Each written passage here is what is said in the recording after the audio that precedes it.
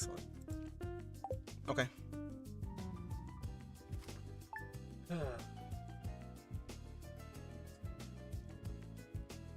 Let's see.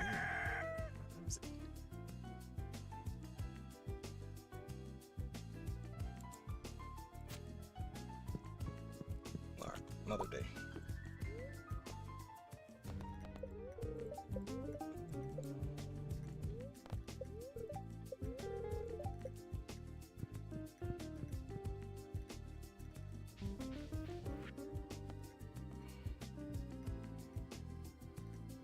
Axe. Robin wants an axe. Okay, we can take care of that. Yeah, I had to adjust. No, I don't need this green bean. Some stuff that's definitely going on. But oh well. No need for pranks. Unless it's... Hey, listen!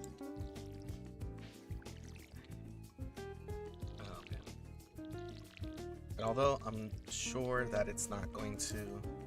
Oh, I gotta cut these guys down already? Oh, okay. Unmilled rice. Okay, that's cool. You know, 2 music sources coming on at the same time.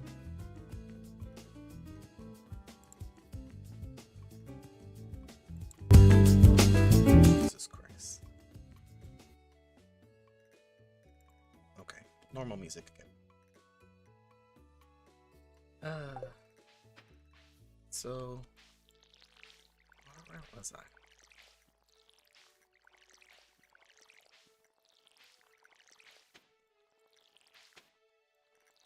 There was something I wanted to talk about earlier. I can't remember what it was. It wasn't with the it wasn't about the quest stuff. It was about, I think it was about monsters, because I think, oh yeah, that was one thing when I was editing that video the other day. I was telling Martin the other day about how I like, if in case it's not clear already for my players, I highly change the monsters' stats all the time. Constantly, because it's just more interesting. That's my main reason, honestly. There are times where it's like, there are times, of course, where I'm like, yeah, I'm just gonna use the basic monster and that's it. But I tend to change the stats, the values of a lot of the monsters, to spice things up, but also like, it just, you know, obviously there are many who find like the DMG and like the advice that it gives to be lacking, and even when it comes to like the monsters and things like that, you know, maybe part of this is just in my head, like thinking of all of the posts that I've seen of people saying like, oh, my party went through here and they destroyed my encounter and they killed my bad guy and all this stuff. And while like, yeah, that does happen sometimes, sure. But I feel like the monster manual is such a base, and like most of the monster stat blocks are just so very basic.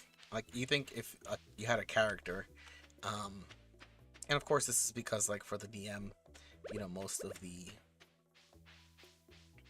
you don't want to have an entire character sheet on hand to run through it while you're in the middle of combat, and that's fine. But you know, your players have so many options, and I find that that's the biggest thing when it comes to creating monsters, and even just when it comes to combat in general, is that you want options. You want to be able to do different things at different times. You want to be able to you know, cause different effects. And granted, you know, a lot of these things should be in line with like the design of the monster, right? You're not going to give like, I don't know, if it's just like a basic, unless it's a story reason, you're not going to give like a basic goblin, you know, a fly speed and laser vision or something.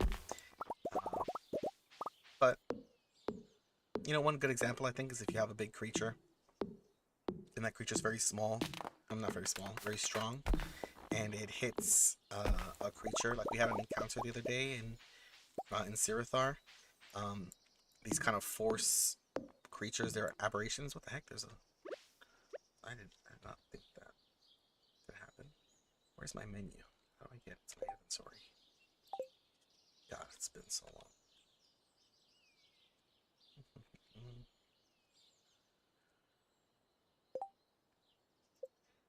I craft something here? Yes, I can. Okay, that works. Okay, so we had these creatures. They were like these force monsters, these aberrant creatures, and they had these force swipes and force blast attacks that they could do. And these guys did a lot of damage. It really, you really felt it when they hit you. But also like they had the ability to like with each shot to either knock you back or to knock you prone. And you know, those kinds of things can change the combat, can change the way that things roll out here. Just that simple addition of like, okay, here you go. They have a potential to knock you prone. Like, that's great. Because especially at a certain point in the battle, it definitely seemed like my players, you know, some of them were just trying to... Ooh, I learned a new power. Okay, this is definitely new. That did not happen last time I played this game. What does that mean? I have a new power. I have new skills. Bell trees have a... Oh, okay. That's cool. When was that added? Oh, nice. But yeah, what was I saying before? Oh yeah, so these monsters here, they were made of like random materials. They're more like spirits or other dimensional beings, really. So it was pretty cool. Pretty cool seeing them fight here. And also, it kind of felt very like Terminator-ish. I keep accepting all these quests here, and I don't think I'm... Quests. Isn't it? Here, journal, F. Ah, okay. South of Marnie's Ranch. Alright. What else we got here? Marnie wants horseradish.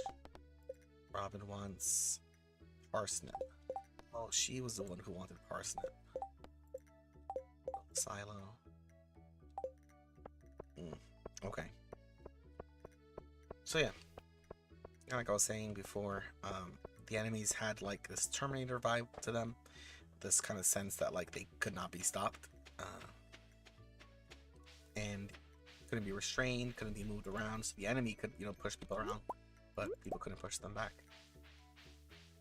And like I said, they did a lot of damage. It was very cool. Also, they had very strong abilities. They each had a true polymorph that they could cast that was permanent. So during the fight, turning one of the players into an ant, and then having him pretty much just, you know, just be an ant after that point. It's like not really much else you can really do. And even though the player knew like what was going on with them, like the rest of the party had no idea. So they're just like, where is this guy? Why can't we see him? Why don't we know where he is? They tried sending him messages, but he was an ant now, so couldn't speak. It was so funny. But yeah. And then yeah, so those types of cutscene children. Alright. Oh man. If the group had never found him again, that would have been hilarious. Or if they had stepped on him, I was kind of hoping they would like run over that area, or there would be like some kind of I should probably buy some stuff for the chickens, but I don't think I need anything just yet. I've got to get ahead of myself here. Let me find that axe first. Wild horse. Did somebody want wild horseradish? Marnie's in need of wild horseradish. Yeah. Let me go give it to her right now. Marnie. Wait, you are Marnie, right? Yes. Yeah, we're doing Dalburn again tonight. To go back out and just clear out the last of whatever creatures are there and ensure that the place is hospitable for the party. Uh, for the party, no, for the people to return. Um, but yeah, I was kind of hoping that uh, Mark would have just become an ant and would have just lived his own life from there on out. You know, not having to worry about the outsiders or anything else, and just living his life. Um, but yeah, I had a few other thoughts of other things. They did also attempt to shape change. Who was it? Alton. Yeah, I think Alton succeeded on his save. But they're, yeah, they were gonna try this the same thing to him. Turn him into something. Maybe turn him into like a little rodent. That would have been cool. Uh, oh, hello. Thank you.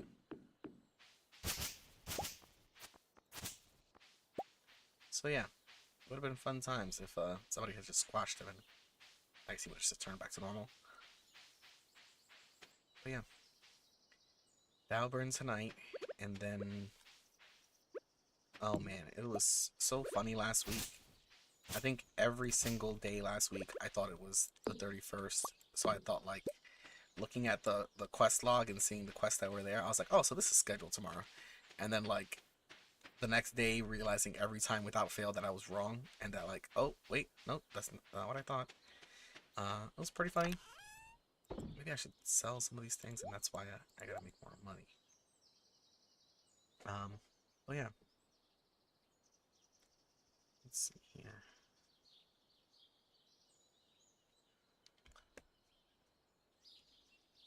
And Goggles has a new craft. We'll have to geodes here. We'll have to unveil soon enough.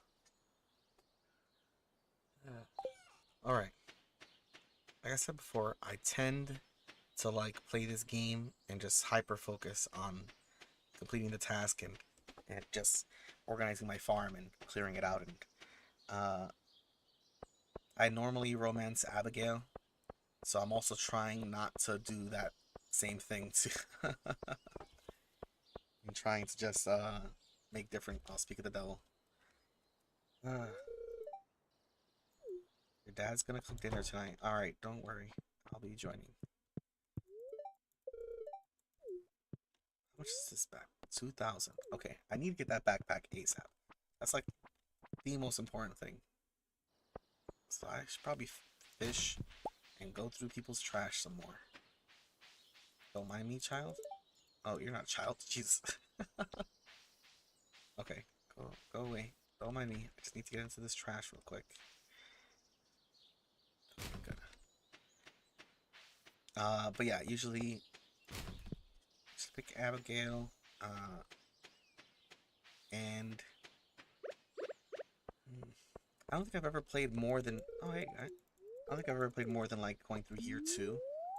Um, I think, like I said, because I tend to focus just on the farm and not on any of the other stuff, I don't. I mean, granted, I'm still having fun, but like I don't really talk to a lot of the NPCs in previous runs, so I'm trying to change that now.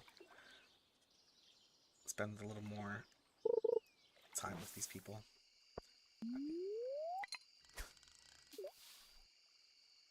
Oh man!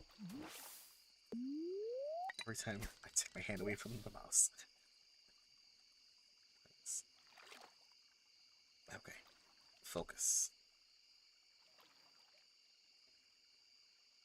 I swear to God. Okay.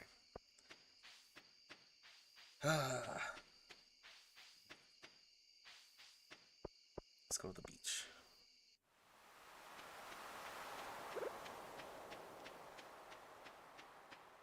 But yeah, if you have any thoughts on any other games that we could maybe run through, I hate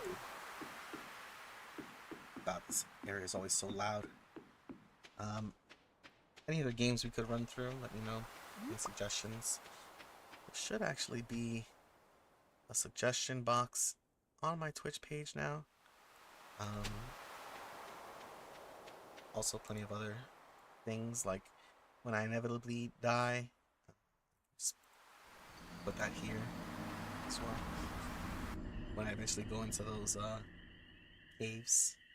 Oh, here we are. Homeboy Linus here. I'll be joining you too, sir. We'll get some trash together. Be a good time. I probably should go home and go to sleep.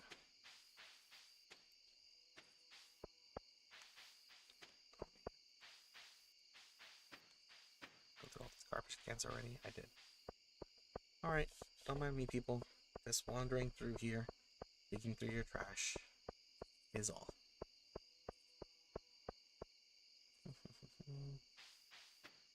Wingspan. What is wingspan? Gotta look that up here. Let me get stuff in here too first.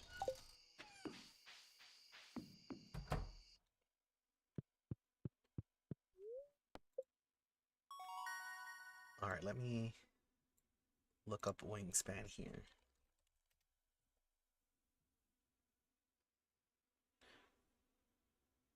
Engine building board game. What? Oh, I see. Oh, I have seen this game before. Wingspan. The bird game. Oh, man. That's on Steam? Oh, wow, it is. Relaxing, award-winning strategy card game about birds. Yeah, I've heard of the board game before. I didn't know they turned it into a video game. That's cool. Yeah, I'd be down for that. It looks. It is a. I've seen this played before. It's got a lot of different resources. Almost a resource management game. Uh, Fallout Shelter is a great time waster. Yes, it is. I did have like my little spurt of return to Fallout 4 modded with after catching up to the season. Um, which was fun. Wait, what is this? Alright. Oh, I got gold. Thank you for that. I gotta find that axe. Yeah, I actually deleted it again already. um, I don't know. It's a good game. I mean, I enjoyed it when I first had my first playthrough with it.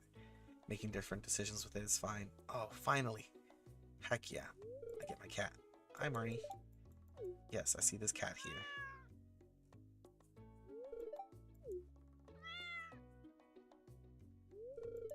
Okay, thank you, cat. Will I adopt this cat? Yes. I already know what I'm naming this cat. This cat's name is Klaus. Because I love him so much. Oh man, meeting the Feywild quest with Kearney, the road trip. What a blast. Oh, the egg festival's tomorrow. Cool, cool, cool. Something else? Okay, yeah, Robin. Thank you, Robin. The Feywild quest with Kearney was a blast. The getting to meet the different members of the Fey court, which is funny because I had a lot in mind when I was starting this quest, but I did not think as much of the Feywild stuff would take off as it did. It's been fun, but definitely surprising. But seeing Kearney's quest to and then meeting with the Summer Queen now and reporting on his news about Oberyn gathering allies, meeting the Queen of Cats and one of the animal lords, getting some lore there. It's a fun time, fun little road trip, and we'll see what the outcome of that is. But yeah, I liked having the Queen of Cats and having her little cat palace getaway for everyone to rest in and to nap within.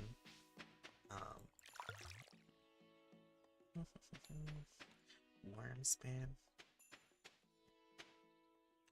Yeah, I imagine for you it's different when you're from the area, Sam, and you're like playing those games. But I guess it's the same thing for me. Like when like I don't know how many games. I feel like there was a time from like 2011 to 2016 where like every game took place in New York and was like, come live in New York and get the experience of actually being in the city. And it's like, okay, that's fine. Even though it's just Manhattan and nothing else, and can't see the other boroughs, that's okay too. But yeah, the Fallout, I think like there's too many things that I think I've outgrown as a player. Too many like systems that are just like, this is tedious now, especially when you've done them so many times. Um, like I've loved Bethesda's games, but I saw no interest in jumping back to play Star Citizen. Was Star Citizen? No. God, I can't even remember what that game was called that they had. That just came out.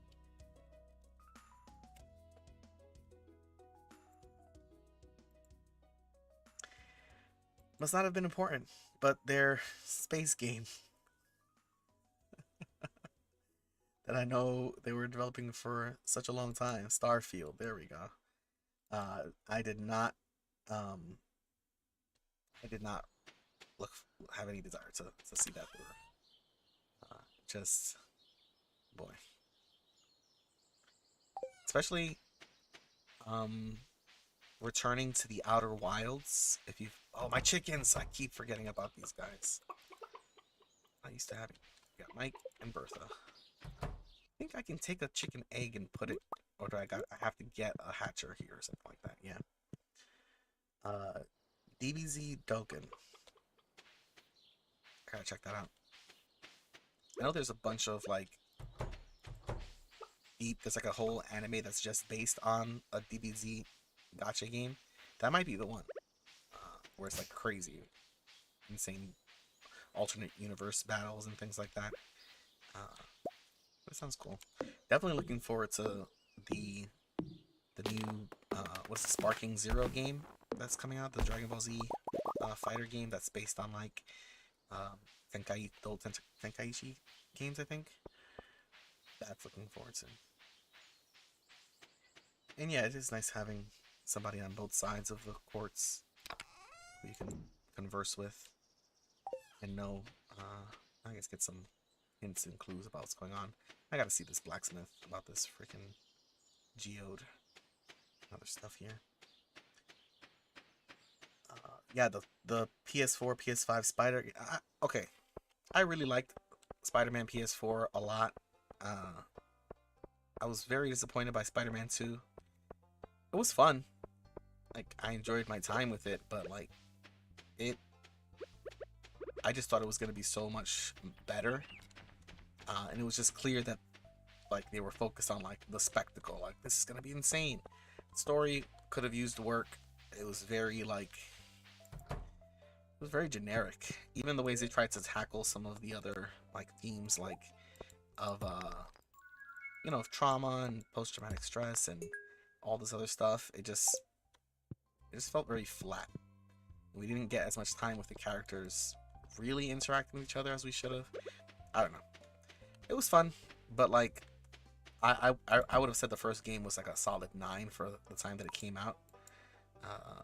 This is the guy telling me about all these museum stuff. I don't have any. Oh, I do have something to donate. Okay, but there was also like there was that, what was it, the Resistance from Ubisoft, that was also based like in New York. Um, a lot of other games that like, you know what, these might be older than just the past 10 years though. Like the infamous original game kind of was like New York, I think. The prototype games take place in New York. It's just always used as like the thing, and I get the appeal, but I don't know. River Jelly, cool. Hey, welcome to the stream. But yeah, going back to Starfield, so it came out. It was on Game Pass. Which Game Pass, like, I still, even though there aren't that many games that I want to play that come on out on it, it's still a pretty good deal for like, the games that you have access to, and the fact that like you don't need to buy these games and just download them and try them. Like, Another Crab's Treasure. Holy crap, that game was so good. I was so surprised at the quality of that game. For a Souls like, and this is somebody who like hates the idea of being underwater and in the ocean, but um, it was so good. The combat was it was challenging but very fair, and it was also very rhythmic. Um, kind of got a sense for the different creatures' attack patterns very easily. It was very musical. The music was incredible. The voice acting was incredible. The writing was insanely good. Like, for it to have like a message with the story, and that message to be so deep for this, this little silly crab game. See you, Sam. Enjoy your game. For it to be, just a silly little Souls game, story was really good. Um, Even like when games change your perspective on other games, like, or like on life in general, I think that's when you really can see it. Like, okay, that did something. That's because that's what like art is supposed to do. It's supposed to change you in some way, or make you feel something, or think about something you didn't think of before. And uh, that game really did that for me. There's a lot in there about like, uh, I think also too, and now this is getting like real deep here, but there's something very alluring to me about being a hermit and living out on my own, and not having to deal with anybody or talk to anybody or interact with anybody unless it's on my terms, and that's it. And that's very attractive for me. I think, yeah, there's just a lot appealing to that, and I think like I've sought that out in my life as well. And so to see like this hermit kind of having that like same mentality, this hermit crab, and it's just like, and it's something I've always said too, especially when I was younger. I've always been like, I just want to live my life and be left alone, and I don't want anybody to bother me, or uh, like, I just want to play my video games, and that's it. And um, the hermit, meeting all these other characters and seeing like, if I hadn't done this or done that, I wouldn't have met these people, and these people mean so much to me. Um, kind of seeing those same parallels within myself, and then there's also like, there's a great part of the story that has to do with anger, and so often we view anger as like this oh, this bad thing. Um, something that shows like, oh, you're getting angry, well then you've lost any credibility, you've lost any respectability in this, you've lost uh all of that, so you can't get angry. Um, but like, anger is represents our our own selves sensing that something is wrong, that something's like not fair, like not right. That's most of the time is when we get angry, and it's most of the times it's for ourselves. Like, oh, you just skip me in line? What the hell? Like, not only is it rude, of course, but it's also the fact that like, oh, you've wronged me. That's not fair. Um, so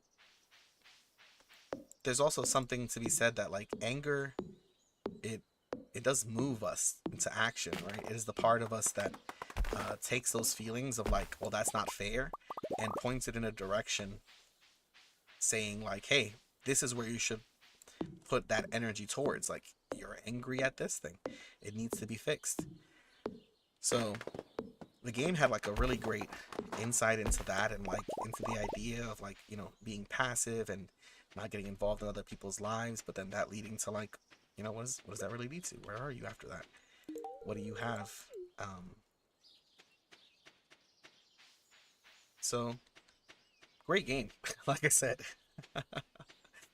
the great game, great ending, um, great accessibility features as well. Like that's something I'm always looking at in games too. Like not everybody can have the same experience. Not everybody wants that. Not everybody wants to feel like their games are gonna stress them out and make them pull their hair out. Sometimes you just want to be something that has a little bit of challenge, but if you think it's too much, you can just bypass it. Oh, there's worms here. Got a book. So, oh wait, today was the freaking. Wait, was today the festival? No, that's tomorrow, right? What was that sign leading to? I don't know. What the heck? There's a hot air balloon here? Buy books. Well, okay, so this is all new to me. Wow. That's awesome. Okay, I'll be back, Marcel. Um, oh god, I've got to make a video about Delicious in Dungeon. That's another one on the list here. God, that anime is so good. I was telling my friend Jamie about it, because it's been out for like 10 years now at this point, the manga at least. And I was reading it back then, and I remember telling him like, dude, this comic is crazy. Like this manga, you've got to get into it.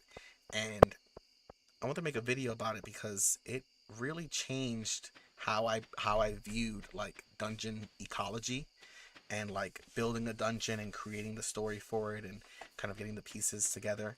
Because the the author, oh, I forget her name. Uh, Delicious in Dungeon author Ryoko Kui. Um, so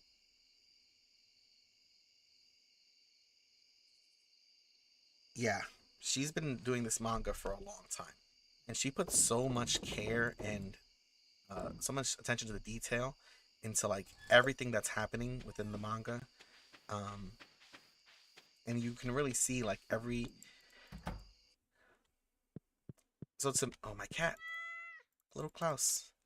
To me, a great storyteller and author can express ideas to you as succinctly as possible and just like bam, they can express something to you. Like that's what makes good comic book artists, at least. Like you only have 3 panels to express like complex, emotions and concepts and character development in just a few panels.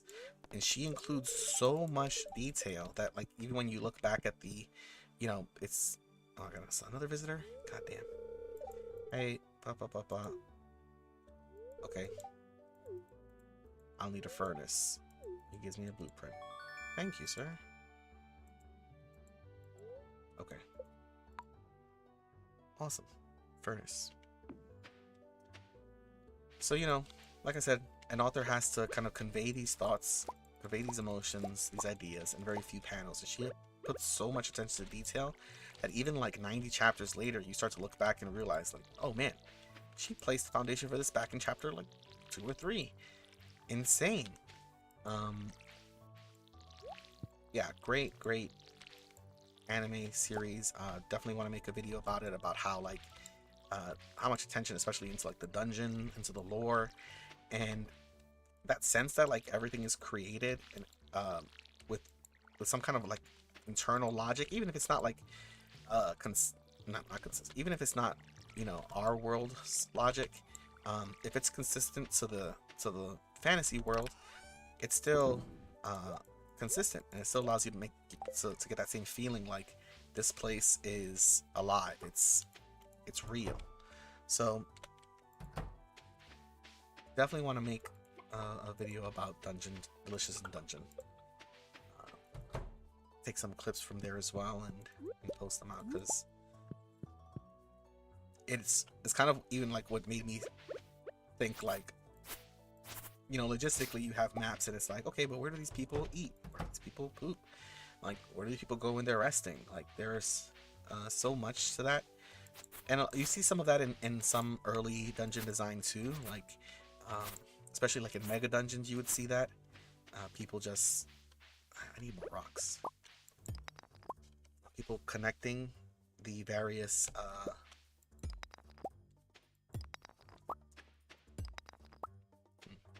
people connecting the various monsters that are living down there. You know, if you have a section where there are kobolds, and you know, how do they interact with this section here, who are going to be,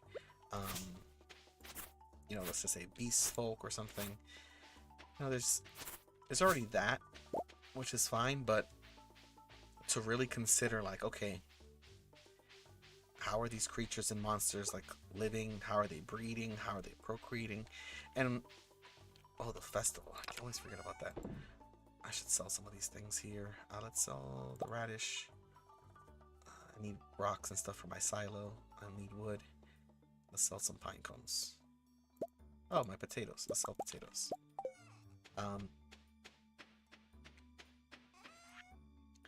But yeah, a lot of the earlier dungeons, you would see that stuff, that kind of interplay, that intermingling, and they would ask you to put some thought into it, if it, like, you know, when you were designing dungeons too. But I think it's not valued. Oh, I gotta get strawberry seeds in spring. Okay, we're spending all our money on that. It's a good investment. I probably shouldn't have done that though. Now I think about it, because it's... no, that's okay. Good investment. This is also a good time for me to talk to like every person in town, because I don't think I've done that. That's one of my like objectives. Anyhow, delicious in dungeon, great anime, fully recommended. Great story, great characters. This all came up because the guy had the same name as Marcel, the elven woman. They also take a really good, interesting look at like what it means to have like these different, you know, these different races of fantasy creatures who are able to live longer than other creatures, and what that means for like their relationships, and this great story. But yeah, definitely gonna make something about that. About tying together the dungeon. Something I tried to do in all the places that we go to. Try to show in some way, like, but again, like I said, that it all adds to the sense that like this is a real living place with consequences and people who have been here before. That's why I love seeing the group come across the mongrel folk here, and seeing like that, you know, there are still things that they don't know, still things that are like questions, and it's like, man, what else is going on? What else don't we know? What else are we still trying to figure out? But mainly just trying to see if there's anybody else in town we can talk to. No, we're good. Let's start this dang egg hunt thing. Oh, wait, I think I did it. I think I spoke to everybody. Yeah, let's do the egg hunt. Let's get this started. Oh, man. Already 7.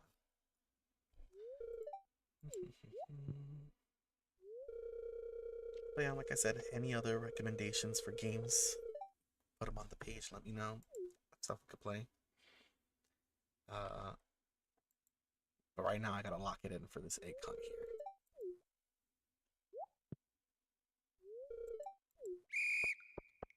I can't let these children beat me. Okay, there's an egg over there. God damn it. No, no, no, no, no. It's my egg. Okay. Do I feel bad about taking the egg from this child? No. Do not. Okay, okay. You know, actually, I don't even know if these guys even, if this even counts towards their eggs, or how this works. Yo, what's up, Jay? I don't know how clear it's coming through on the TikTok, because I think it was being really buggy when I was trying to use that dual stream thing here. Get out of my way, Abigail. There's an egg up here. Okay, I got 9 eggs. Whew.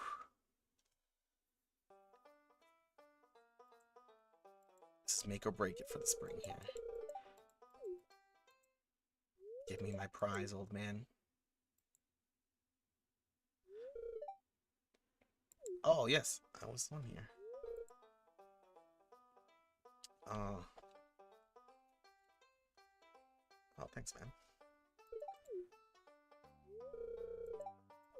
Yeah, I had to take a break earlier, or pause the stream earlier, because the, sister having her, prom and taking photos and things like that took some time for that. God, I'm getting so old, because, oh man, time just passing by. Oh yeah, so I won, I got the hat. Sick.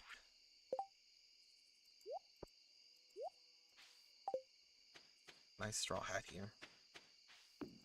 What else was there? Oh, this is my little cat here, Klaus. Just like that little shit in the guild that Baron has. No, Bruin. Blue and his B character. Yeah. So we have that. I also want to talk about the latest One Piece chapters. Oh my god. I think I gotta start a section for the Discord that's just gonna be anime stuff and manga stuff for those who keep up with it. I don't know if there's anybody else in the server who keeps up with manga and anime and things like that. At least to the extent that I do, probably not, but yeah, because I need somebody to talk to about all these like latest events that have been happening, because I've been telling some people to watch One Piece and to get into it, but it's also, I understand the whole fact that it's like 1,000 episodes long, and all that, but it's kind of wild to me how close a lot of the things that have happened in my world are to like One Piece before even it's starting it and seeing it. But most recently, especially, like the fact that like there was this reveal of like what's happened in the within the Void Century. It's kind of reminded me of like the players finding out about Sophia in our game here. It's like that level of game changing here, which no spoilers, I guess. Well, I mean, who really cares outside of our game here? But the yeah, the whole stuff with Sophia, I can tell you, literally, I think, kind of talking like I was mentioning earlier about like not trying to give too many things away. Literally very early on in the game, one of the first few times meeting her, where I think Levin had met her in the party, interacted with her, I was very worried that like somehow, I don't know, somehow people were already gonna know, like, oh, like there's something going on with her. I've been very happy. Like I said, part of like the whole thing is like making sure that the spread of information is just it's kind of like eked out at a correct amount, not so much that like you find everything out at one time. You want to also have context for the things that are happening. I've got to find rocks to break because I need my silo. Keep forgetting about that. And my chickens. But yeah,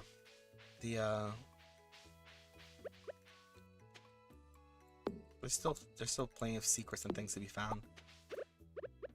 Because now you know at least what you know what Prior Smalls has told you, but you don't know it from her own mouth. Or what her view on it all is. So still needs to be determined. But anywho, like I was saying at the very start of this, because my conversations always go into various directions here. With Game Pass, I tried out Starfield for like 5 minutes and pretty quickly put it back down. And I was like, okay, I'm very certain now that this is not for me, and that's okay. I don't know who it was for, but I really wish they would give it to Obsidian, the creators of New Vegas, and also the creators of Outer Wilds, if you've played that game. Not Outer Worlds. Outer Wilds. Oh, this lady's here. I always forget about her too. The bag's full. Let's get rid of this. And this. And this. What do you got, lady? Blueberries. 13 days. That's not a lot. Apricot. Okay here. Rare seed in the fall. Yeah, I think we're good here.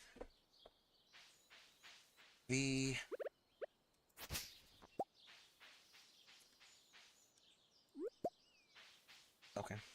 The stream's gonna have to be coming to an end soon. So I actually gotta get ready for the next session in proper. Let me find out how many stones it'll take for me to get a silo here. But yeah, like I said, let me know if there's any other games we should throw on here. Definitely want to getting an anime section for the Discord now that I'm thinking about it. Anime and manga section to talk about latest stuff and latest seasons. And you know, also too, because I've got to figure out eventually what to do with people who come in who join from this and who stumble upon us this way, and where to place them if they're not exactly in the Midnight Pact but still part of the community. And I don't know, we'll see. Once this day is up here, still need more stones. It's gotta be a better place to get stone. Oh, the mines, of course, obviously.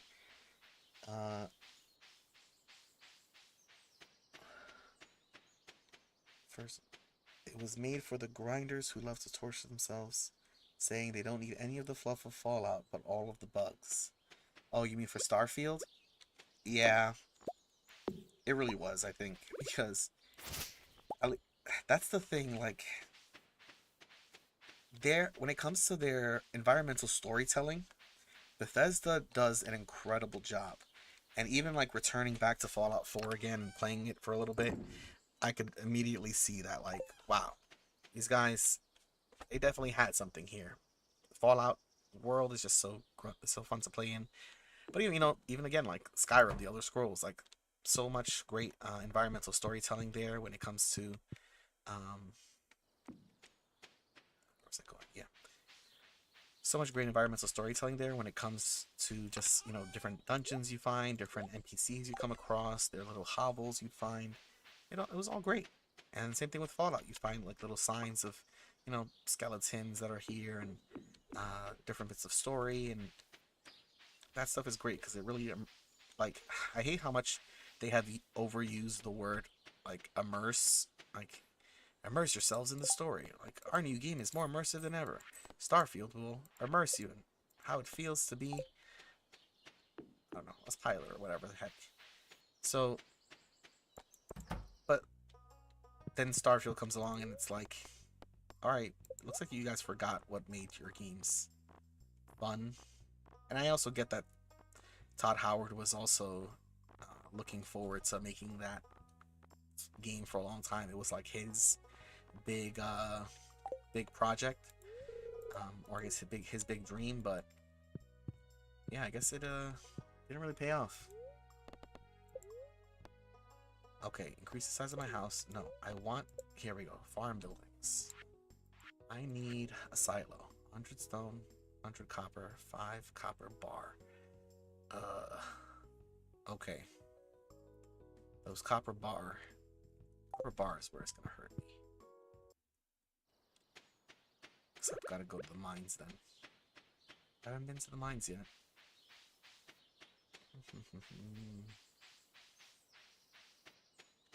Are clear. It's a guy who can give us a sword or something like that. Yeah, this whole guy, this whole thing. Okay, I got a sword now. We've got the Adventurers Club here. Room Adventurers only. So I'm gonna have his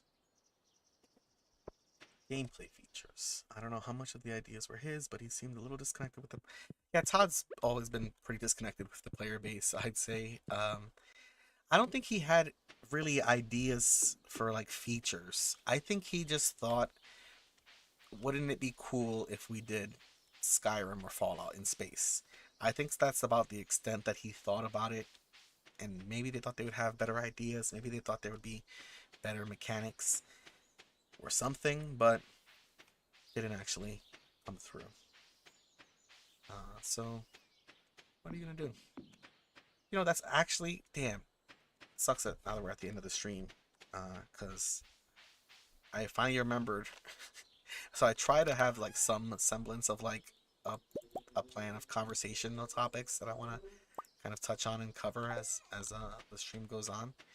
Um, there was one that I had thought of earlier, which was like, I'll just put this in here at the end, I guess. But there are some people view D&D as like a story that they're writing and telling together. Um, some people view the way that they construct narrative as kind of like in the same way that you would in a book. Some people want it to feel more like a screenplay. Some people want it to feel more like a movie. I think that the core foundation of how I design and run the games is more like video games than anything else. Like, obviously, I'm a video game addict and I've played so many uh, and loves them so much. You know, that even if, like, to this day, there are still times where I'm playing a new video game and it gives me an idea for like a mechanic or a scene or a thought where I'm like, well, how can I translate this into tabletop? How can I get my players to feel the same thing that I just felt in this gameplay experience here? So I think that's where I derive a lot of inspiration and uh, the structure of it all. Because I love video games. They're great. They it's funny because I think sometimes like it's like not that long ago my sister, she was telling somebody oh, you should talk to my brother about like hobbies, he has so many hobbies. And I was like, what, really, do I have so many hobbies? And then like sitting back and thinking about it, it's like, oh yeah, I guess I do have a lot of hobbies, and a lot of interests and things like that. But video games, I think I've said this before in the server, that like I love D&D. It is so incredible. It is so powerful. But I think that for me personally, video games just are it. They can just do something and reach me in a place that's just far and above movies and books. So yeah, I think that's where I kind of view my design for D&D overall. The the ideas I sometimes too have, like even from like mechanics, I take them from games. But anywho, gotta get ready for the session. So this will be the end of the stream. Thanks for joining. Thanks for hanging out. Appreciate you all. See you in the next one.